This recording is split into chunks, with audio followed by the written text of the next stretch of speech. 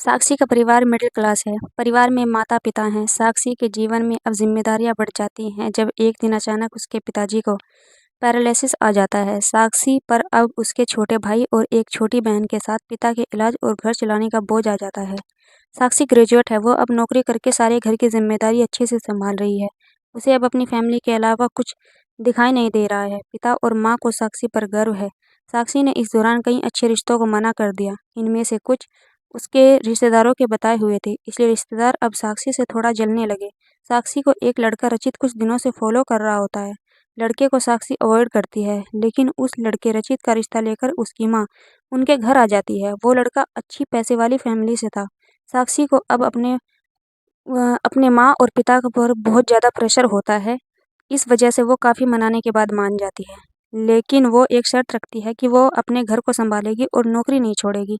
लड़के की माँ यह बात मान जाती है। शादी होती है। शादी के लिए वो खुश है। शादी के पहले वो लड़के से मिलकर बात करना चाहती है, लेकिन लड़के की तरफ से कोई पहल नहीं होती, तो वो भी कुछ नहीं करती। जल्दी में शादी करवा दी जाती है। रचित शादी के दिन ही कई दिनों बाद उसे दिखाई दिया। बहुत नर्वस लग रहा है। जिसके पीछे पड़ा था शादी उसी से हो रही है, लेकिन फिर भी उसके चेहरे पर कोई खुशी नहीं है। साक्षी को बात अजीब लगती है।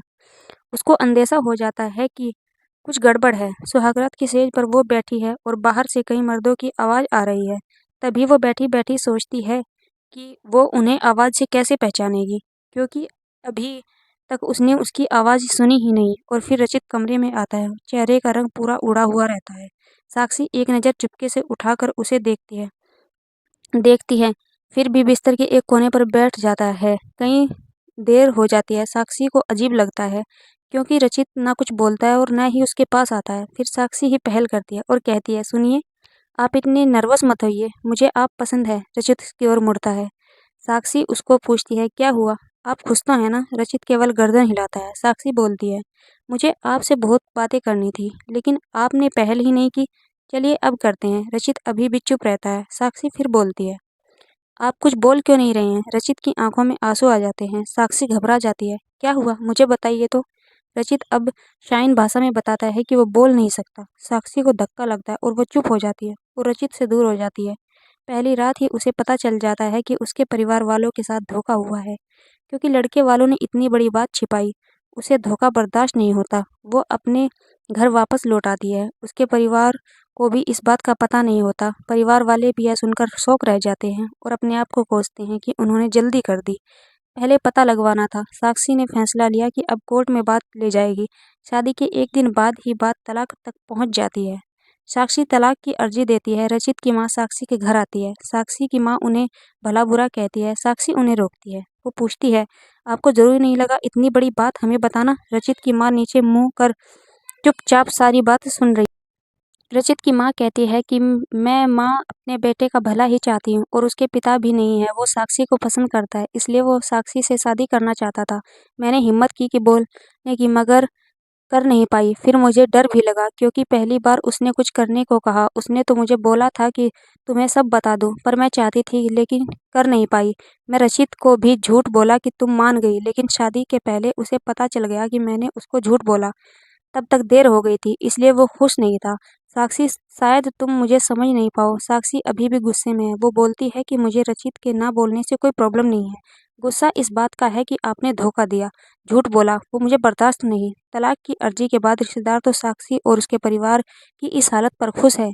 वही तलाक में अभी कुछ महीने का समय है। साक्षी अब अपने घर पर ही पहले जीवन की शैली पर लौट आई थी। वो जॉब पर जाती है और कुछ दिनों बाद फिर रचित उसे दिखाई देता है, दूर से ही बस। अब वो साक्षी को देखता रहता है। साक्षी के ऑफिस के बाहर वो लगातार आता है। 15 दिनों तक साक्षी उसे अवॉइड करती है। फिर एक दिन उसके पास जाकर बोलती है, अब यह सब करने से कुछ नहीं होगा और मैं नहीं चाहती कि तुम कुछ नाटक करो, इसलिए यहाँ आना बंद कर दो, समझे?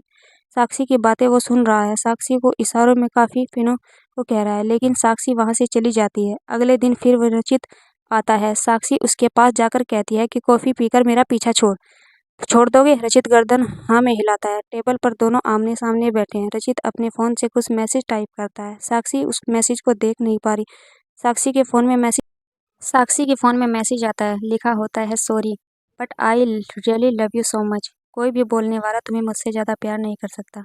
और बात झूठी भी हो सकती है, लेकिन आंखें हमेशा सच बोलती है। एक बार मेरी आंखों में देख लो, फिर तुम्हें जो सही लगे वो करना। साक्षी का सारा गुस्सा मैसेज पढ़ते ही चला गया।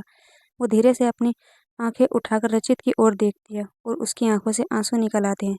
वहीं वो उसको बोलती है, पहले ऐसी बात नहीं लिख सकते थे? मुझे आज तक कभी किसी ने ऐसे नहीं समझाया। वो खड़ी होती है और रचित को बोलती है, चलो मेरा सामान वापस अब तुम ही उठाकर ले जाओगे। रचित उठकर साक्षी को हक करता है।